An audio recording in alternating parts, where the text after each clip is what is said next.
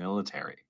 But mostly, these re education areas are meant to highlight Russian cultural supremacy and instill in these children the idea that there is no legitimate Ukrainian state.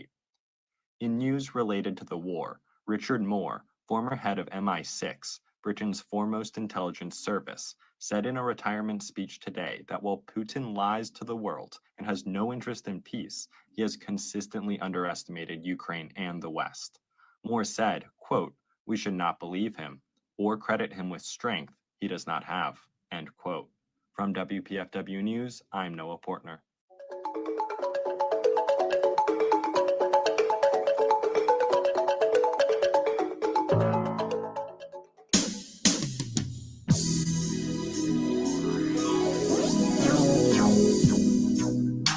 We people who are darker than blue,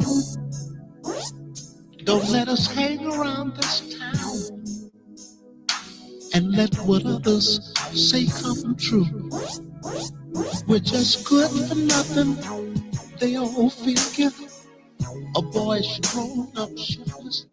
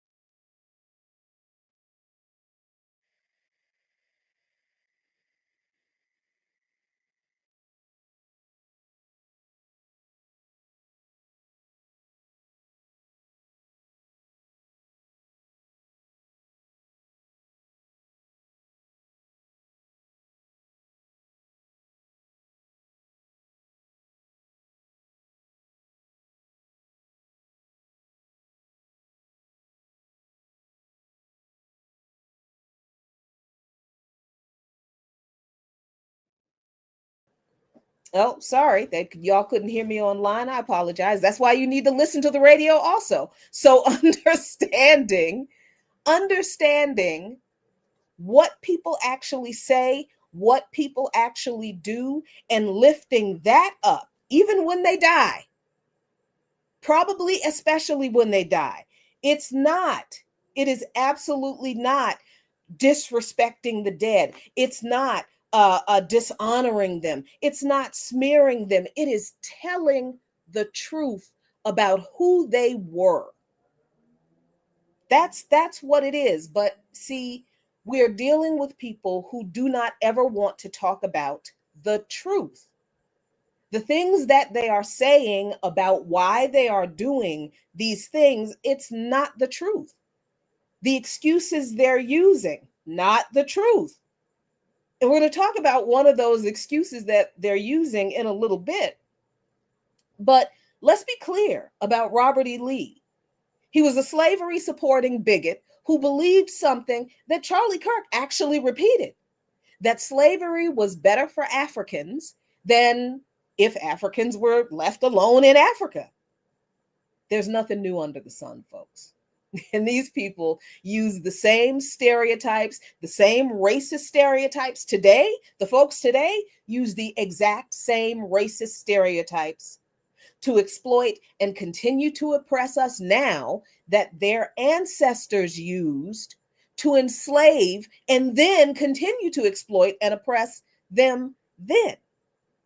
And in this way, the South did win the ideological war because their lost cause talking points are still at the center of conservative politics today. What you're hearing out of the White House and what you've heard out of the White House under every administration when it comes to certain issues, but particularly when it comes to Black folks and immigrants, that's all lost cause mythology. It's all lost cause ideology. That's where this racist stereotyping of our people, it really does. These narratives are as old as that, if not older. Now, if you're not familiar with the lost cause ideology, it arose in the late 1860s after the South lost the Civil War. And it emerged from white Southern efforts to psychologically cope with defeat. Like I said earlier, when they lost the Civil War, these people felt like they lost their identity. And it didn't matter to them that their identity was based on slavery. It didn't matter. They didn't care. They believed that their way of life, the slave way of life, slave owning way of life, was good. It was good for them. It benefited them, even if all white people did not own slaves, even if there were poor white people who did contract labor also. Yes, even if there were poor white people who were exploited by the same class that enslaved Africans, the truth is that poor white people, their children were not designated enslaved and somebody else's property because their mama was a slave, because there were no white women slaves. Let's get this straight. Okay?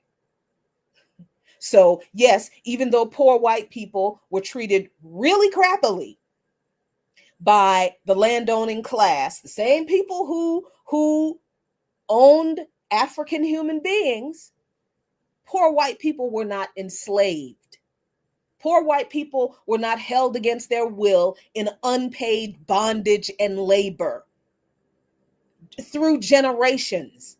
They were not born slaves. Their status in society was not determined by whether their parents were enslaved, were property or not. That's the point. That's the point that I'm trying to get to. Poor white people may have been despised by the white property owning class, but they were not legally designated property to be owned by another human being. Africans were. Okay, so when slavery ended and 4 million enslaved people were no longer the property of landowning white folks, The South, the people in the South, a lot, yeah, they kind of lost their mind a little bit because they felt like their whole society had been taken from them. They didn't do a whole lot of what do you call the introspection about how awful it was to build a society on slavery in the first place. No, they didn't have those kind of conversations. Not most of them. Yes, there were some Southern white abolitionists. Yes, there were some, Southern look, because John Brown is my dude, and I am writing a book right now about basically it's asking the question, if all of these white folks in this country were supposed to be Christians, how come John Brown is one of the few who felt like it was his responsibility, it was his duty to go as far as he did for the cause of justice for the African. And he believed he had to go that far because of his faith. What did John Brown see in his faith that all these other white Christians didn't? More specifically, and to the point that I'm asking in this book, what did the rest of the white Christians ignore in the Christian faith, in the text that guides the Christian faith? What did they ignore that John Brown took seriously? And why aren't we talking about those things today? All right. So that, yes, absolutely, there were some white people in the South who were opposed to slavery, who were abolitionists. Yes, absolutely. But that was not most white people in the South. And quite honestly, that wasn't most white people in this country. I'm not telling you anything you didn't already know, but I always like to make this point when we're talking about the lost cause and the South. It wasn't just the South. The people in the South weren't the only people who were upset and sad that slavery was legally over, because the North benefited from slave labor too. And it wasn't as if individuals and institutions in the North were welcoming or any more kind or humane toward the now newly emancipated descendants of Africans. Right? So this was, but the lost cause, this idea of the South uh, just having this genteel way of life, and it's very cultured, and it's very peaceful, and very very, very ordered and very dainty and very formal, and it's lovely, and it was all propped up on the relegating of human beings from the continent of Africa to the status of livestock. And not only designating those adults to that status, but designating all of their offspring to that status. And we know the degradations that came from doing that, where the enslaved bore children who were automatically slaves and were treated as such. They were not treated as if, oh, you had you've given birth to your children. No, you've given birth to my property that I'm going to sell for a profit to somebody else so they can get more money off of this little piece of cattle. That's how we were treated. So this is a situation for our ancestors that people in the South and the North were happy with profiting off of, if it would not have threatened the Union, the stability of the Union. But it did. So they had to take, somebody had to take sides. So when the South lost the Civil War, yeah, they kind of lost their minds a little bit, y'all. They felt like they had no identity. They felt like the evil Northern aggressors and interlopers came in and just yanked their society from them. And now they were just floating around listlessly, nothing to more. Their identity, who they were, was taken away. They were demonized as evil people, all because they wanted to enslave a few people. This is really so So they came up with this mythology about the South and the Civil War. The movie Gone with the Wind is a product of this lost cause. This is why we have this idea that the antebellum South was this genteel, very romantic culture, very chivalrous, and yeah, no, it was brutality. It was absolute unrestrained emotional, physical, sexual torture and brutality. But this lost cause narrative came from an 1866 book, or I should say, the term lost cause came from an 1866 book written by Edward A. Pollard, and the narrative was crafted by groups like the Ladies Memorial Association that helped memorialize fallen Confederate soldiers and establish memorial days for them, which then helped in furthering the mythology of the brave and chivalrous Confederate soldier that was furthered through historical writing, monuments, fiction, books, movies, and institutions like the United Daughters of the Confederacy. In this coordinated and intentional rehabilitation of pro slavery secessionists who went to war to keep Africans in chattel, lifelong bondage cemented a false narrative that downplayed slavery's role in the Civil War and in the growth of US capitalism and the country itself, and glorified the Confederate cause, elevated it, made it something to be proud of, to celebrate, which ultimately served to reinforce white supremacy and segregation that came after the end of the Civil War. So in 1870, when newspapers praised Robert E. Lee and lamented his death, Frederick Douglass wrote an editorial in the New National Era, a periodical, asking this, quote, "Is it not about time that this bombastic laudation of the rebel chief should cease? We can scarcely take up a newspaper that," oh, of course it would. And my tech just dies in the middle of things all the time. Never fails, y'all. It is a constant. When you're an independent broadcaster, it's a constant. Here we go. So Douglas says we can scarcely take up a newspaper that is not filled with nauseating flatteries of the late Robert E. Lee. It would seem from this outpouring of sentiment that the South had lost all its rights in the rebellion, save the right to honor its chief. What was treason in 1861 is not treason in 1870. We're expected to join in the soft chant of adulation, to sing hosannas to the very men who trampled underfoot the constitution of their country and waged war for the destruction of the Union and the perpetuation of slavery.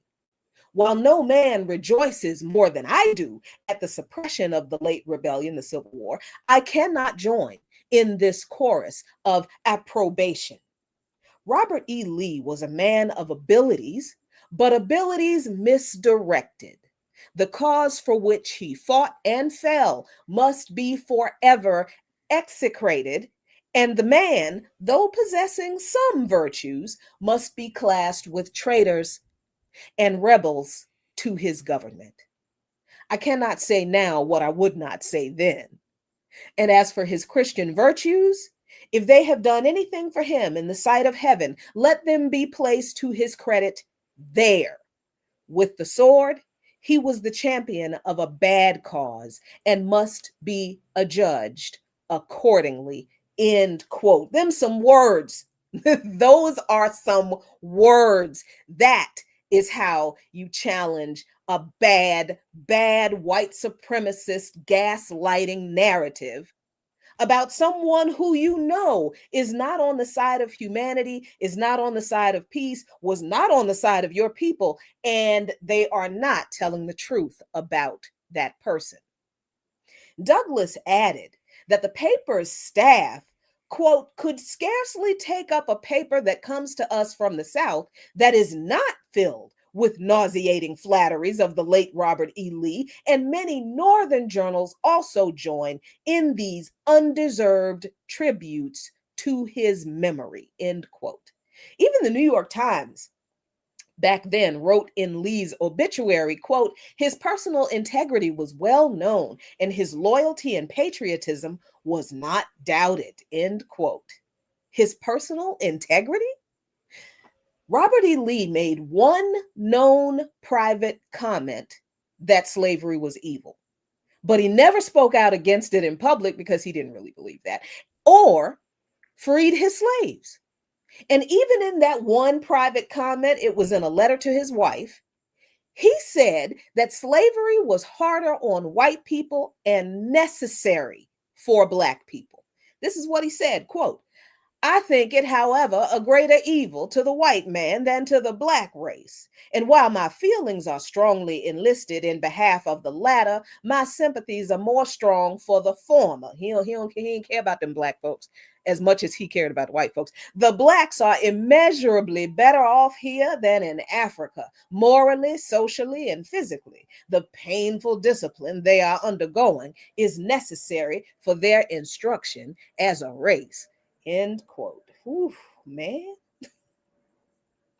Who else said that? Who else did we just hear saying Black people were better off in slavery? Who else just said that? Charlie Kirk. After the Civil War, according to historian Eric Foner, Lee was no easier on the emancipated, formerly enslaved then either. He opposed basic rights for the freedmen, and he went back on his own promise to free his own enslaved people. But prominent Americans lauded Lee and other Confederate figures for decades after the war, and they still do. President Dwight Eisenhower famously hung a portrait of Robert E. Lee and 3 other Confederate generals he considered great Americans in his office. And this is the kind of what do I want to call it? A validation or agreement with the lost cause that we see all of the time, but we don't recognize that's what it is. That's what all of those monuments are up for, y'all. The monuments that we realize we should take down, that's why they're up. They are, of course, symbols of intimidation for the formerly enslaved people, because a lot of those monuments were put up in front of courthouses throughout the South, but not just in the South. Please know there are Confederate monuments in the Midwest, in the North, and in some cities on the West Coast. They're all around this country, and they all popped up long after the Civil War. And I mean decades after the Civil War. A lot of those monuments popped up during the Civil Rights Movement. So the monuments that people want to take down are physical representations of white supremacist ideology and the lost cause narrative. Okay? So this whole thing of monuments to these people being publicly displayed as celebrated aspects of our history, this is how white supremacy is normalized, institutionalized, and the lost cause narrative is it is the narrative. That's how it's been done in this country. So this is the same thing that is being done to the legacy of Charlie Kirk today with this, making October 14th a day of remembrance for him. Now, okay, I know Kirk didn't fight a war to defend or expand or reintroduce racialized chattel slavery, although from the way he talked, he wouldn't have been unhappy if that did happen.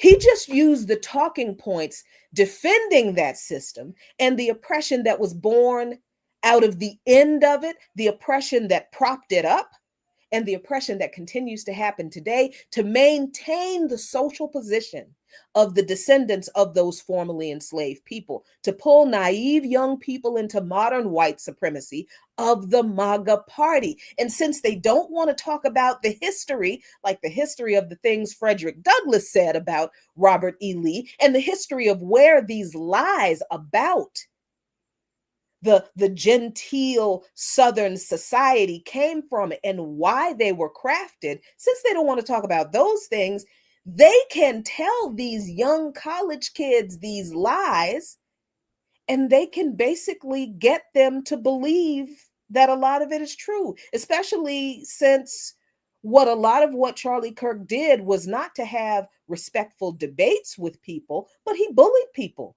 He insulted people. He called people names. He talked over them. He embarrassed them in public. He was condescending.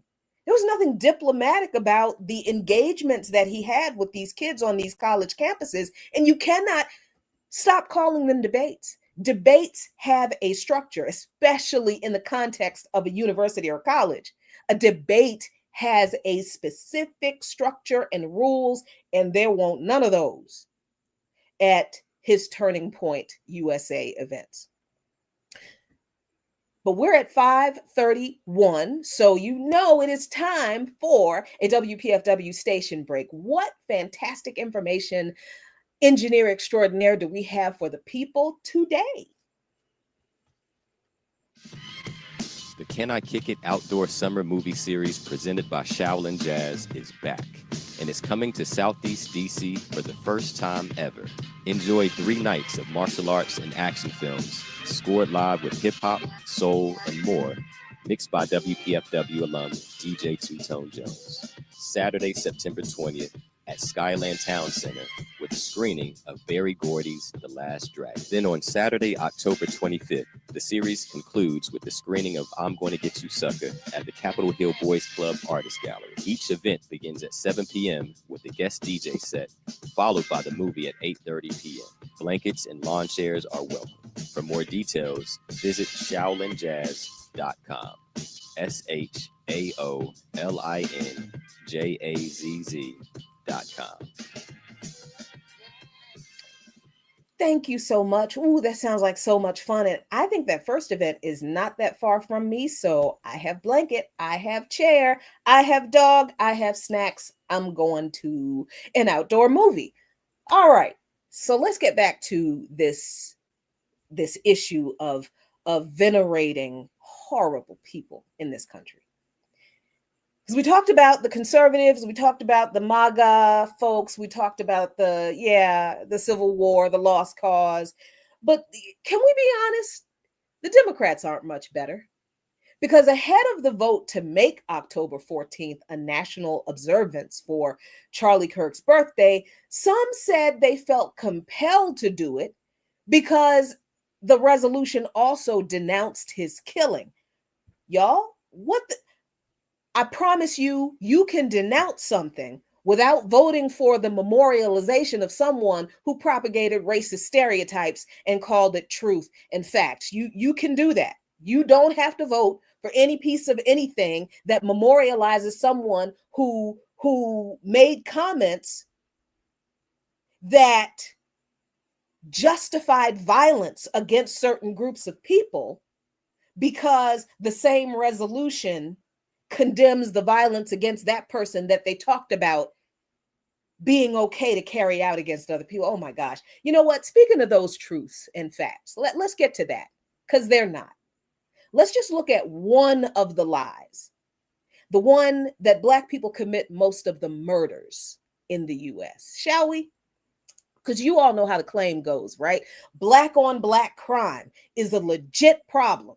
High incarceration rates prove that Black people are more violent, commit more crimes, and are responsible for the majority of white people killed in America. That's what they believe. That's what not just Charlie Kirk has said, but many conservatives, not just white ones, have said.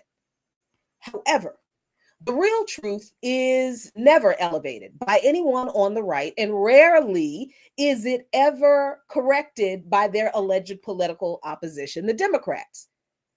Because the truth is that black on black crime, it's a myth, because the majority of all violent crime in the US happens between people of the same race. All of it. There's no special, unique kind of black crime. But nobody says white on white crime, do they? Right? Nobody says Italian on Italian crime, Irish on Irish crime, do they? No. Those phrases to describe intra-communal crime among those groups of people, they don't exist. Even though crime, including murder, absolutely does exist among those groups. No, that phrase only exists to dehumanize Black people, to paint us as criminally minded and needing containment and control, and to give credence to the lie that violence in the US is so bad because of all the Blacks that we couldn't get rid of. But according to the Vera Institute of Justice, 57% of reported violent crimes, and this is all violent crimes, not just murder, 57% of reported violent crimes committed against white victims were committed by white offenders. That's all crime, all crime. But when white people kill other white people, as is the case with what led to this discussion, no one ever calls it white on white crime, even though 80%, over 80% of the perpetrators of the murders of white people are white people. So when white kids go and shoot up their white schools, that's not called white on white crime. When white people murder their spouses for the insurance money or because they want to be with the mistress, or what do you call a male side piece? You know what I mean. Nobody calls that white on white crime, nobody except for me, when I'm watching my true crime documentaries, because you know that's what they are. They are documentaries on white crime, since we're going to stick with this black on black crime stuff. No, they're not called white on white crime. They're just called murders, killings, not a phrase that pathologizes white men and boys who commit those crimes the way the phrase black on black crime does to all Black people, especially Black men and boys. From Reagan to Biden, violence, or the perception of more violence being committed by Black people, has been used to push political agendas and campaigns. And honestly, I think Reagan is not the beginning of it. I know it's not the beginning of it. That's been the first president in this country. But in the modern era, as a candidate in 2015, Donald Trump tweeted a graphic that claimed over 80% of white people killed in America are killed by Black people. Yeah, social media has made it so people can just post stuff without any kind of documentation or facts behind it, and millions of people believe it and run with it. Oh, yeah. However, despite what Trump and his MAGA supporters and a whole lot of conservatives believe, and a whole lot of other people, sadly, too, FBI data shows that only 15% of the murders of white people were allegedly committed by Black people. 15%, 15%, not 80, not 80%. And yes, Charlie Kirk did say at one point, Black people are roaming around looking for white people to kill. That's a fact. That's what he said in one of his podcasts. I'm not kidding. And I have to say allegedly, when we're talking about the 15% of murders of white people committed by Black people, I have to say allegedly there, because crime data is not accurate in the first place. Crime data in this country. Remember when we talked about how jobs data is messed up from the start because of the way employed, unemployed, and terms like that are defined, full-time, part-time, right? How those terms are defined and how the data is collected. Well, crime data is just as inaccurate and murky for really bad reasons. Because Crime data, the way it's reported, undercounts unreported crimes, as only a fraction of crimes are actually reported to the police. And this reporting rate varies significantly by the type of crime and the victim. Furthermore, reporting by law enforcement agencies to the FBI is voluntary. Law enforcement agencies do not have to tell the FBI. They don't have to report anything to the FBI. Nobody is requiring them to. And that leads to a significant underreporting of actual data, especially with the transition to a new system that happened at the FBI. So there are underreported crimes, and those crimes are usually like less severe crimes, like simple physical assault, somebody punches you in the face, or household robbery, household property crimes, like simple be breaking and entering, that kind of thing. A lot of those crimes are never reported to the police by the victims. And then the FBI's Uniform Crime Reporting Program, the UCR, only captures crimes that are known to law enforcement, creating a huge gap between the actual number of crimes and the reported numbers. And then, like I said, nobody's making the law enforcement agencies report anything to the FBI. But then the FBI transitioned to this incident-based reporting system that people didn't have the ability, universally across the country to comply with. So the data is incomplete for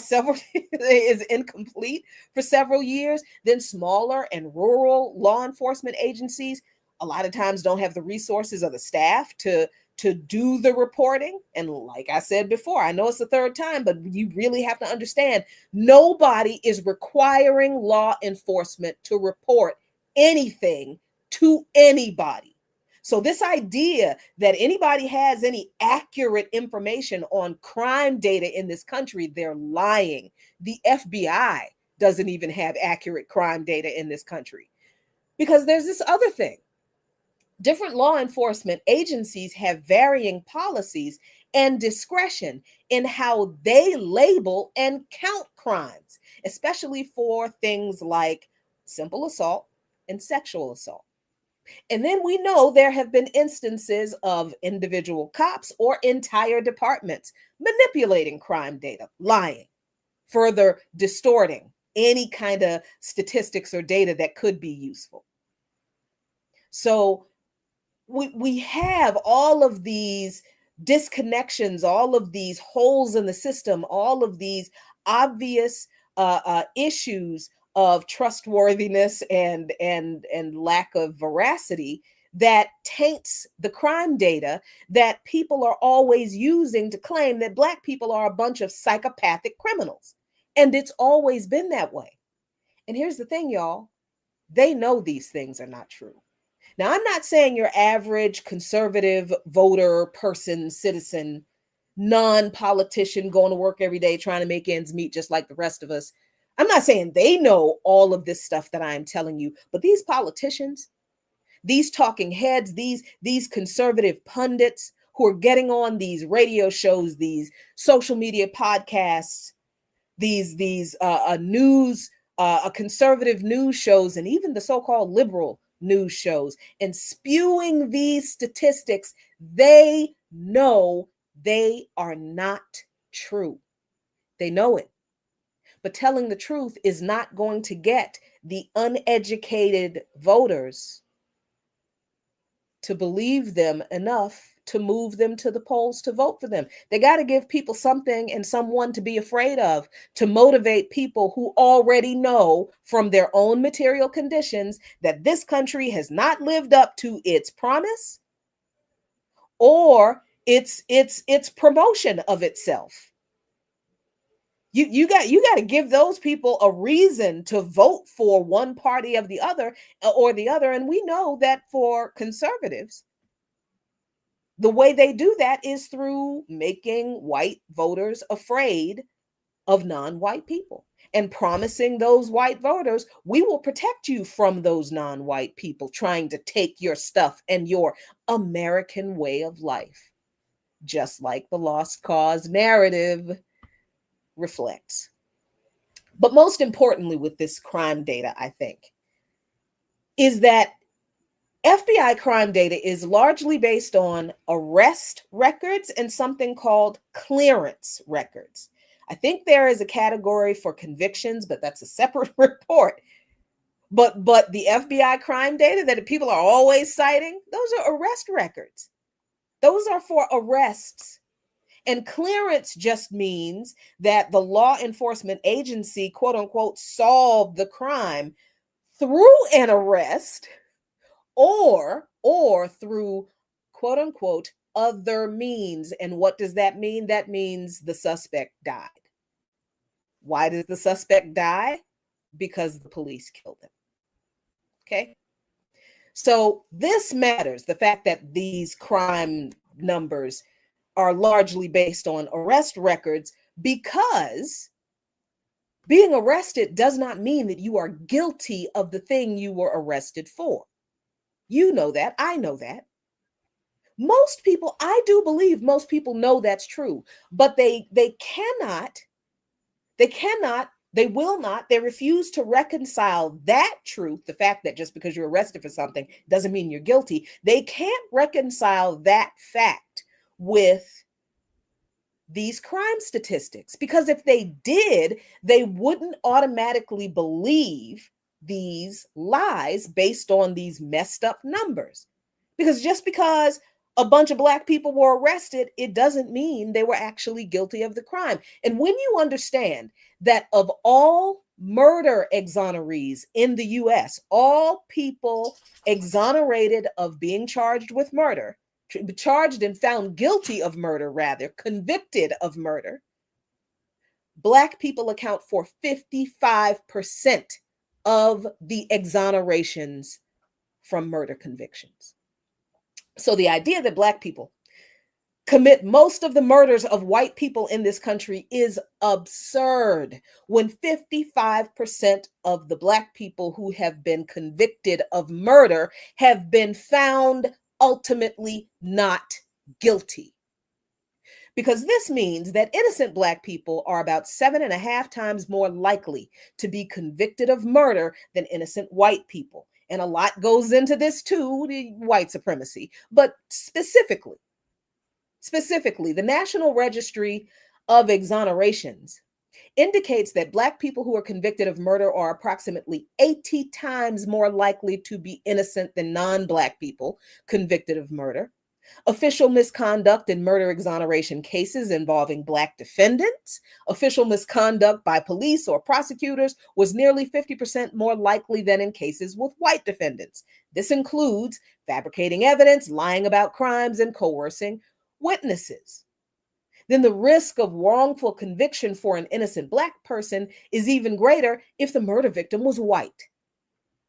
Black murder exonerees spent an average of 3 years longer in prison before being released than white murder exoneree. Literally, when Black people convicted of murder are exonerated, they spend more time in prison even after they're exonerated before they're released than white people who are exonerated for murder. Of the 10 exonerees who spent 40 or more years in prison for murder, 80% of them were Black. 8 out of the 10 exonerees who spent 40 or more years in prison were Black. In addition to murder, racial disparities are also evident in other types of wrongful convictions, like sexual assault. Innocent Black people are about 8 times more likely than white people to be falsely convicted of sexual assault. And this is often linked to the high risk of cross-racial misidentification by eyewitnesses, because white people say we all look alike. And drug crimes. Black people are 19 times more likely to be wrongfully convicted of drug crimes than white people, even though usage rates are similar.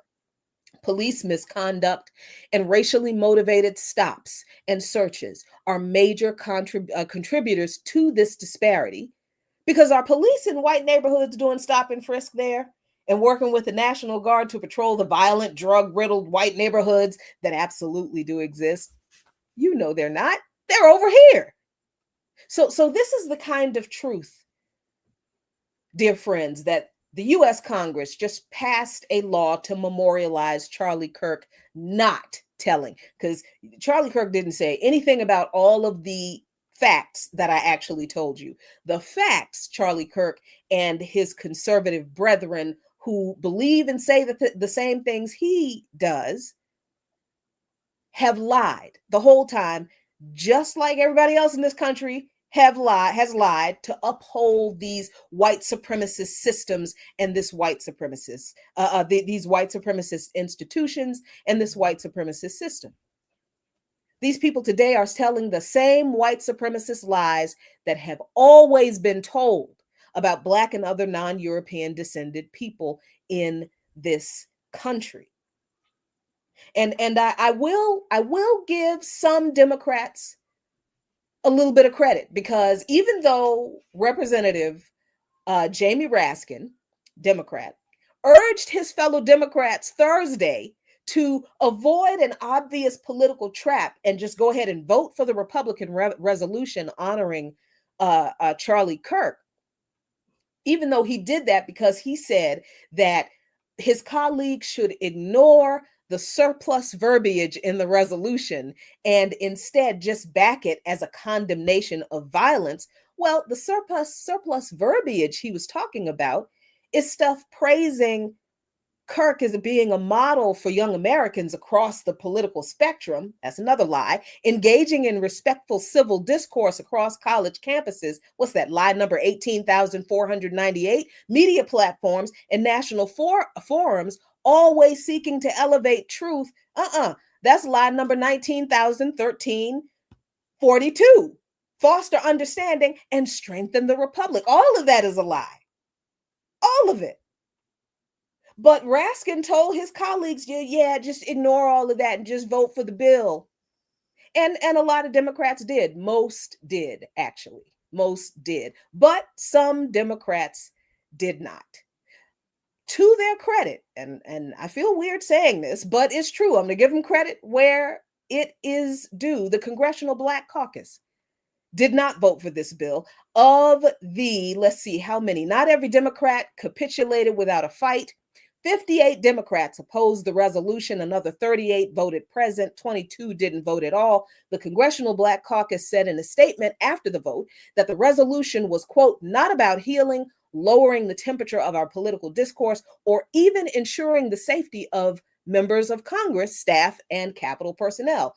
It is unfortunately an attempt to legitimize Kirk's worldview, a worldview that includes ideas many Americans find, now this is the problem I have with this, that many Americans find racist, harmful, and fundamentally no, we don't find it racist. It is racist. Those views are racist, period. But okay, they didn't vote for it. 42 of the 58 Democratic opponents of the measure were members of the Congressional Black Caucus. So yes, I'm going to give them props for this one. They deserve them. Thank you for standing up. And Representative Mark Vesey, a Democrat from Texas, has introduced an alternative measure this week condemning political violence in general and citing Kirk's murder and last year's assassination attempts against Trump as well in the resolution. So Democrats could have waited, all of them could have waited and voted for that other resolution, although I don't like that one either, because we're really introducing resolutions against political violence now. You didn't do that after January 6th. You didn't do that at any other time in the very, very long history of political violence in this country. But now, okay, fine. But Democrats didn't even have to vote for this bill. They could have waited to vote on their own bill. But no, they wanted to capitulate to the Republicans because they were afraid of being targets of GOP MAGA violence. I haven't decided what to call the MAGA GOP now. I have to come up with a pithy, catchy phrase. I just haven't had time to do it yet. But these people, these Democrats who voted for this resolution because they were afraid of being targets of violence, they have no concern for us being the targets of violence when we don't appropriately honor and deify Charlie Kirk the way MAGA wants us to. Even as people are doxing, even as people are being doxed, even as people are these folks are calling people's jobs for literally quoting the same thing that Charlie Kirk said. People are not disparaging what he said. People are posting screenshots, posting video of his podcast, posting him saying the things. And then people are calling, these supporters of MAGA are calling folks, they're doxing them, they're getting their information, they're calling their jobs, they're getting people fired, and these institutions are obliging. See, that there is a failure of resistance all throughout this society to what everybody is saying is a fascist administration. If this administration is fascist, I don't understand why there's not more resistance than there is. Because the only way for that to make sense would be a lot more people like fascism and have always wanted it than we are comfortable with admitting is true. And I think more than anything, we need to take that from this moment. Do not forget the history of this having happened before, these discussions having been had by people smarter than me, by people smarter than you. They have happened before. They keep doing this. There's nothing new under the sun. So no, there's no reasoning with these people. You confront them with the history. You confront them with the words of Frederick Douglass, calling a thing, and telling it like it is, and standing on actual truth, and then walking away to organize with your people to fight for a system and a country and a community better than this. We can do it. It has been done. We really just have to love freedom, liberty, and our brothers and sisters more than we love our own comfort. That's all the time I have for Darker Than Blue this evening. Hey, I realize some of you online on YouTube didn't hear me at the beginning, so stick around. I will go back to the top for you because I don't want you to miss that. But everybody else, thank you so much for joining me. As always, a luta continua, the struggle continues. But if we keep lifting up the history in the face of every hypocrisy they throw at us, I guarantee you victory is certain. Victoria acerta. Until next time, peace.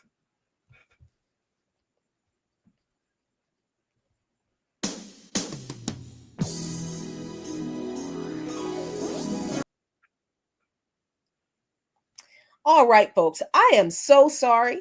I didn't see your comments at the top of the show. So you got like 10 minutes. You missed the first 10 minutes because I literally did not see your comments, and I'm sorry. It's been a week. It's been a week, y'all. So at the top of the show, this is how we started. The House of Representatives, in a broad bipartisan vote, passed a resolution today honoring slain conservative activist Charlie Kirk as a courageous American patriot who sought to elevate truth.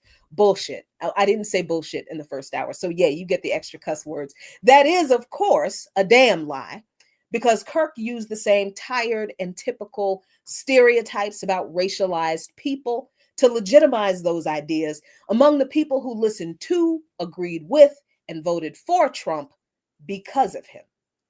In fact, the furor over the way everyone is stumbling over themselves, trying to out-capitulate each other to appease the bloodthirsty MAGA monsters, pushing this memorialization of their conveniently placed and timed martyr, that's also not new.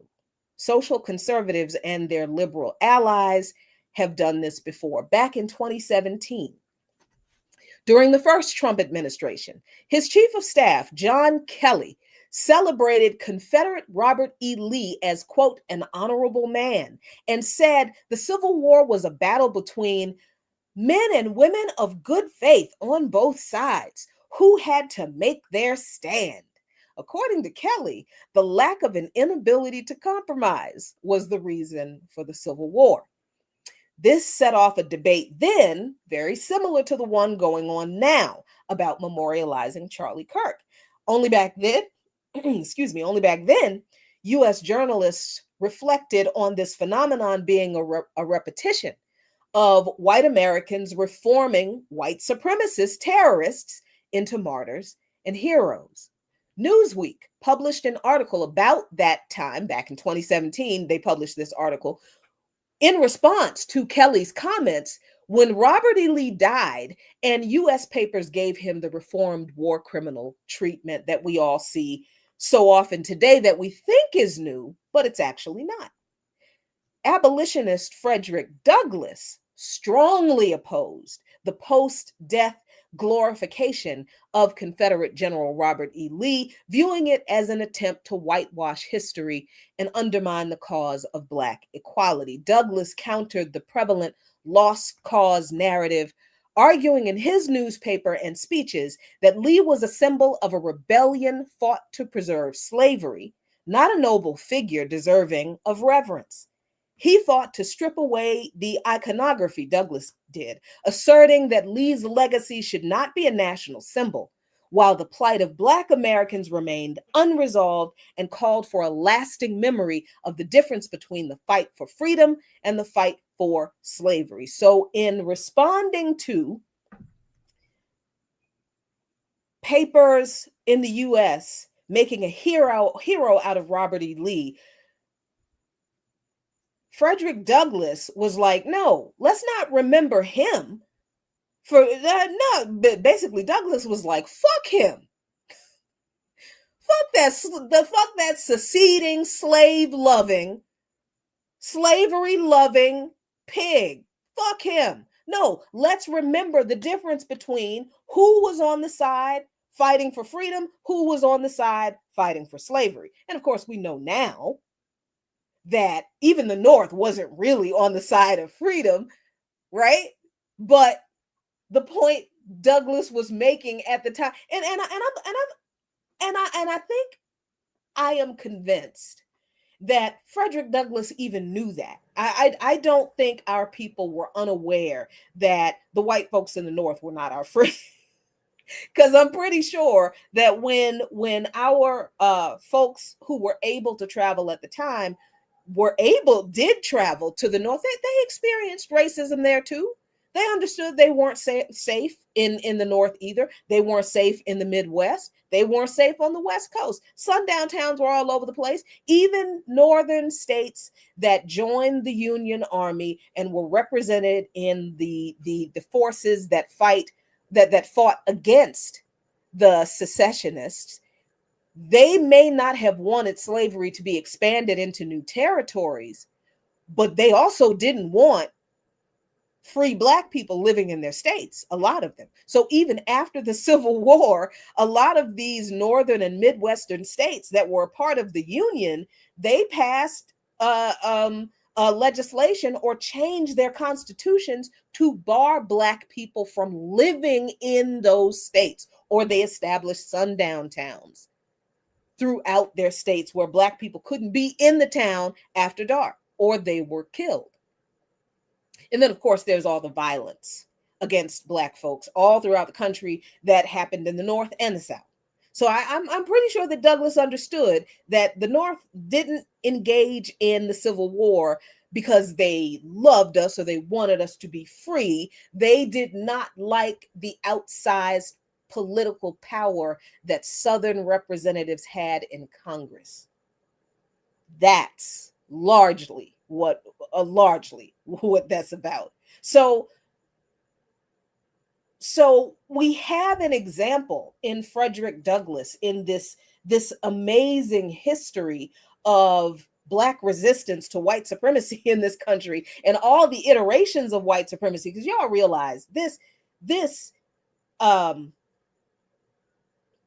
veneration of this boy is a part of their plan to take this lost cause narrative even further, to reestablish their Southern aristocracy, but to establish it throughout the whole country, and to kind of have it as I don't know what to call it other than a theocracy, a white Christian nationalist theocracy, right? Because that's really what this is about.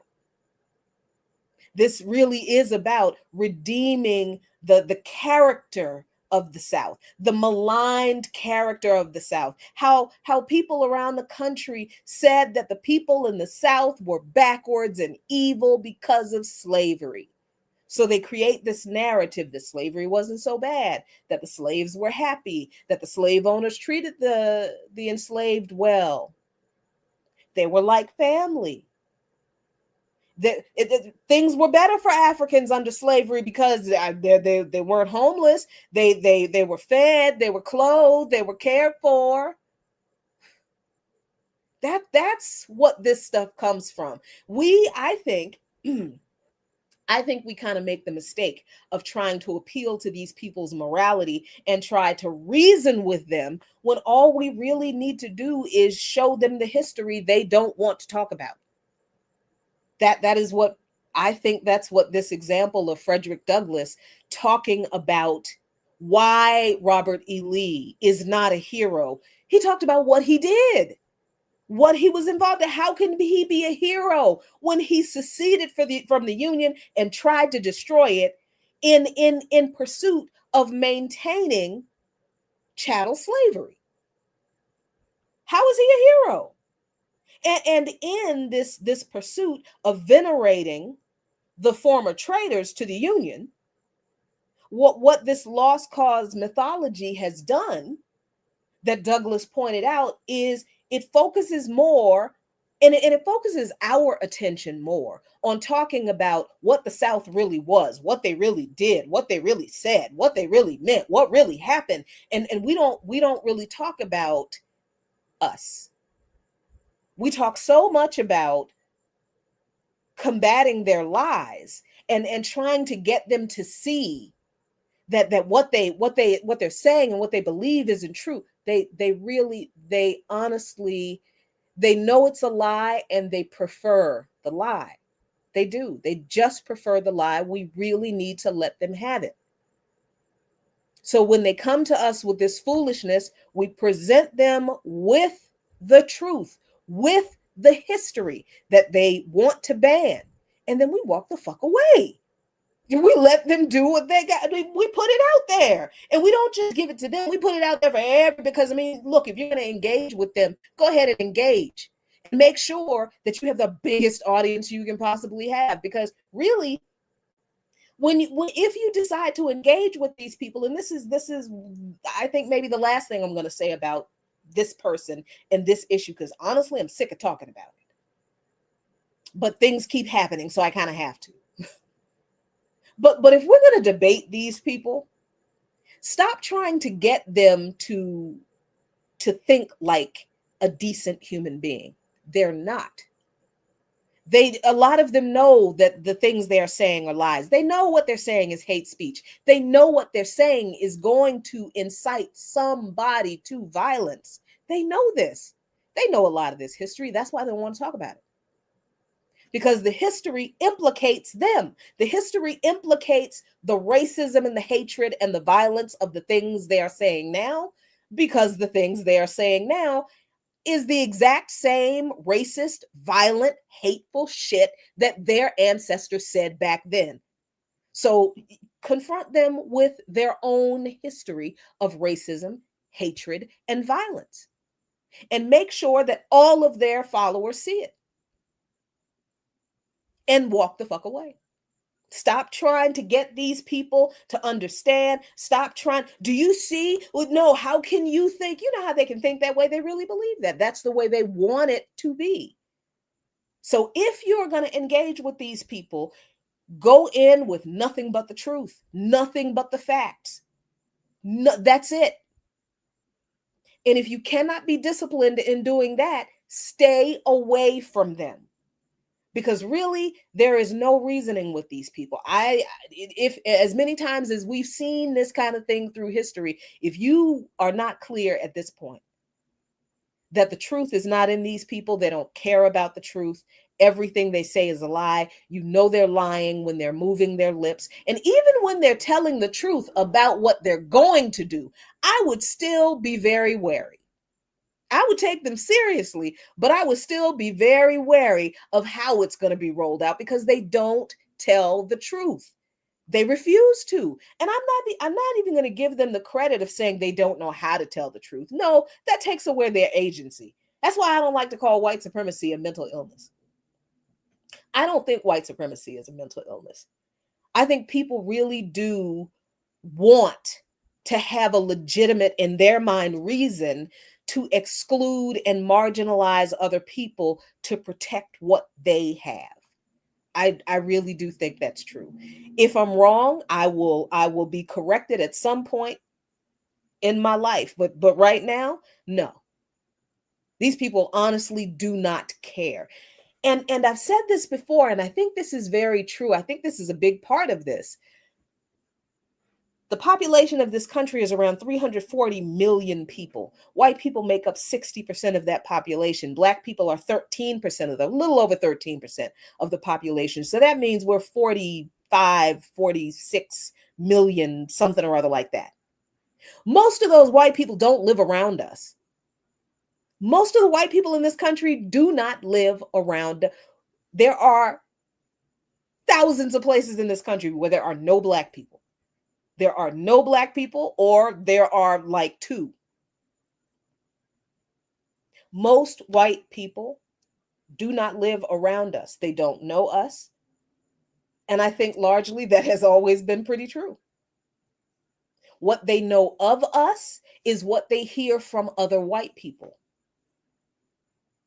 If we are in their vicinity, they stay away from us. So they're watching us from afar with this idea of who we are in their head that came from racist white people. And they believe it. I think that's a part of it. I don't think that explains everything, but I do think the geographical realities of how we exist in this country, I do think that plays a role in the inability of a lot of white people to just think like decent human beings. I do think that's a part of it, but it's not all of it. Yeah, it's an interesting time. It is. I wake up every day and I'm like, what fresh hell?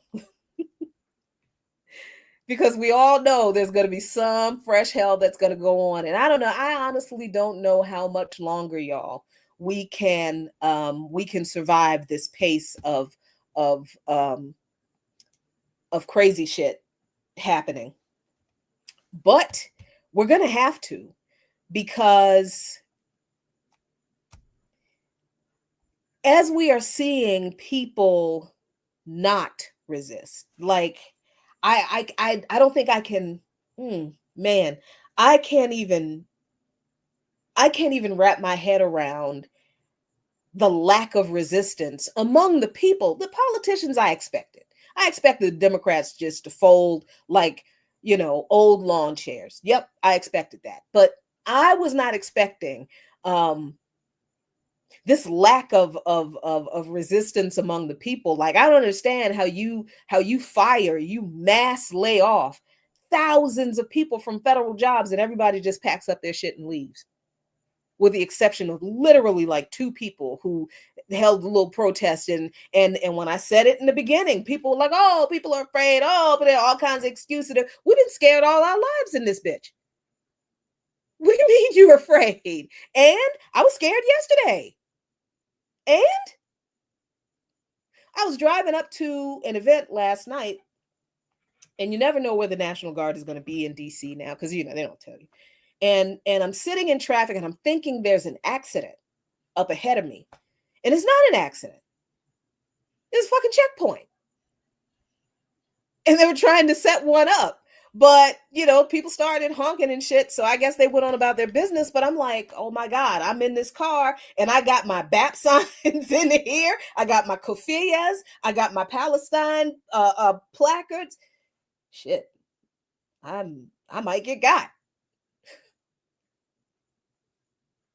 This man who you say is a fascist, and I'm not saying he's not. I'm just saying if you think he's a fascist, why are you obeying a fascist? If you know what fascism is and you know where it leads and you know what it does, why are you just obeying a fascist? Because you're scared. If you think this is scary and you know it's fascism, you know it's going to get much, much worse. So why not resist when you can? This is the thing that I don't understand. I don't get it. I don't. But then again, I don't think we have, and I think it's very true. We don't really understand how deeply indoctrinated we are and the ways that we were indoctrinated that we don't understand were indoctrination. Like I'm thinking, I really am thinking more and more about the 90s, largely in regard to legislation. Like I'm thinking a lot about the Telecommunications Act, right, because now and I'm mad at China for agreeing to this deal, where now some US funders are going to buy TikTok. And who is going to buy TikTok? A Zionist, the Zionist who owns CNN. Yeah. So you know, I I'm really thinking a lot about the Telecommunications Act of 1996, I think it was, under Bill Clinton, the repeal of the fairness doctrine. Because if you're upset about Jimmy Kimmel being fired, then you need to understand why Sinclair Media owns as much media as they do that you don't know they own, and how that's connected to one of Bill Clinton's signature legislations. Right? Yeah, people are out here talking about we need to boycott ABC. Oh honey, ABC is not, ABC didn't fire or suspend Jimmy Kimmel. Sinclair Media did. Sinclair Media is the parent corporation of Disney, ABC, CNN, and a whole bunch of other media outlets that you and I watch all the time that we don't realize is owned by a conservative media giant. Whew. So we're in a little bit of a pickle, y'all. we're in a pickle. We kept telling you that this was coming. We kept telling you that the more the Democrats don't do for the people, the more leeway they are giving the GOP to fuck us over even worse. We said that repeatedly. And now we have just watched, just yesterday, well, I think it was every Democrat in the Senate vote for this a resolution to honor white supremacist conservative commentator and influencer Charlie Kirk. And somehow we think there are still people who think that Democrats are the roadblock to keep us from fascism. They just voted with the fascists to memorialize a fascist.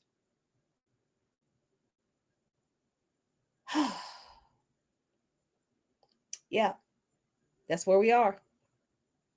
So let me look at your comments, because I saw some weird comments in here, and I intentionally ignored them because I was trying to get through my little script, trying to stick to my time, and I was trying not to get WPFW in trouble. But if they cancel my show because the FCC comes after them because the Trump administration tells them because I said mean things about Charlie Kirk, don't be surprised. I'm just saying it's entirely possible. So. Oh Lord, yes, and thank you for bringing that up. Especially now, we just commemorated the 20th anniversary of Katrina.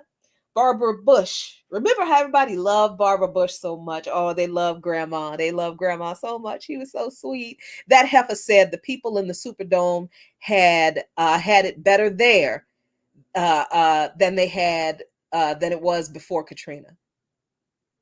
That the people who were trapped in the Superdome had it better than they had it before Katrina. Whew.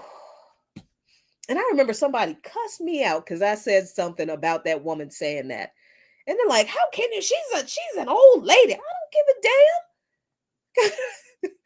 Like, Klan members aged, Nazis aged. There were old Nazis, there were old Klan members, and people are weird.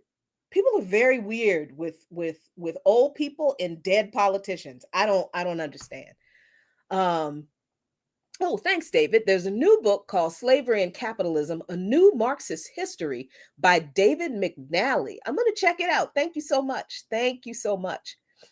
That's true, did you? But that's right. Didn't they say about what we all saw on January 6th? We all saw that violence, the hitting the cops with poles and the taking their and the taking their tasers, and oh, the guy with the bear spray all in the cop's face.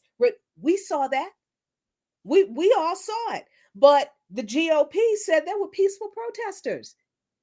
They were literally like, don't believe your lying eyes. You did not see those white people beat those cops up. No, you didn't, because we don't do that. We don't do that. We don't do that kind of thing. No, we don't. You did not see any of our people assault any police officers, and you will never, don't you dare say that again. No.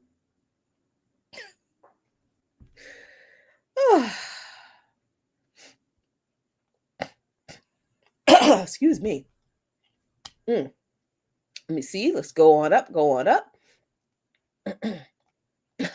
Pamela Jones says, my dad, who was from the deep in Alabama, told me about the reading and run signs. And I was like, yikes. Yep. You see that sign, you run. You do. Negro, you had better not be in this town when the sun goes down. That's what the sign said. There was no politeness in it. Just like we've all seen the meme of the white people with the big sign, we want to keep our neighborhood white. They stood on that shit. They were not polite about it.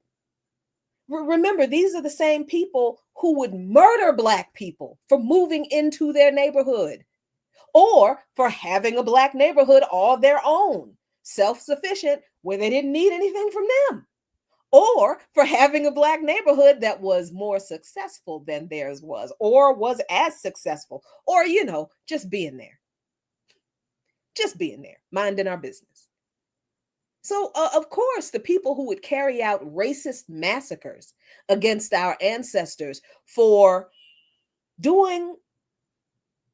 living, for existing, for making a place for ourselves, for providing for ourselves and our families, for building our communities, for establishing ourselves. The things that we were supposed to be allowed to do, that we allegedly had the right to do under the alleged Constitution. No, the white people were like, the fuck you do? You can't do none of that. We're going to take everything that you built for yourself after we kill you. That's what these people did. So I'm not sure why we think their descendants who don't want to talk about the truth of what their ancestors did. I don't know why we think we can reason with these people. They lie so they can, one, avoid reckoning with their own racist, violent, fascist history, but also they lie to continue to perpetuate the abuses against us that have always been profitable for them. So I say, which is what I'm, also trying to do with just individual people who hop on my chat and make weird ass comments that have nothing to do with what I'm saying, or who feel like they just need to argue with me because they have nothing better to do. They're bored. they have low self-esteem, or they think I give a fuck. I'm not sure why, but you cannot reason with people who think like this. So I am urging us to do the thing that I am working on. Stop engaging with these people.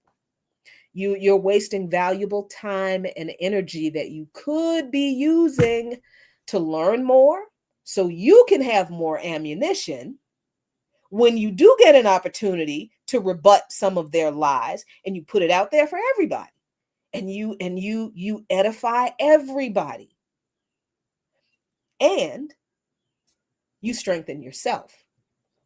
Because what we need to be doing now more than anything else is learning how to cooperate, learning how to work together, learning how to come to some type of unity over shared principles. Because when we win, when these people are defeated, when capitalism is dead, and then we're going to have to fight the organized right wing. You realize that, don't you? You do realize that once Trump and his ilk is gone somewhere, however they go, there will come a point in this country where we are going to have to fight the right wing. And they are organized. Of course, they're organized. They're in the White House. They're in the White House, but they're also on the city councils. They're also on the school boards. They're also the recorder of deeds. They're in the office of elections. They're in the... So at some point, we have to understand that we are going to need to have some type of unity on the type of society we want to build on the other side of all of that. And if we cannot get together now and decide that the society we want has to be anti-capitalist, anti-imperialist, anti-Zionist, completely egalitarian, socialist, we have to understand and be clear on what kind of society we want on the other side of this and fight like hell for it, because on the other side of it, we are going to have to be organized to build it. And if we cannot organize now, we will not organize then. Or should I say it the other way around? If we will not organize now, we cannot organize then. I think that's more accurate. But all right, I apologize for the audio mishap earlier. I'll be more vigilant with that. Thanks so much, y'all. I appreciate you. My little informal extended dark room for you tonight. I'll see you next week. I hope to have... Wait, will I see you next week? I may not, because I am traveling. That's right, I won't. I am traveling for a very important meeting next week. So I probably will not see you on video next week, although I'll probably pre-record a show. So there will be some audio, I think. But anyway, I will see you next time. Thank you so much. Have a great weekend. Peace. If you're willing to fight for it, and I swear to God, not enough of you are for me. Okay, bye.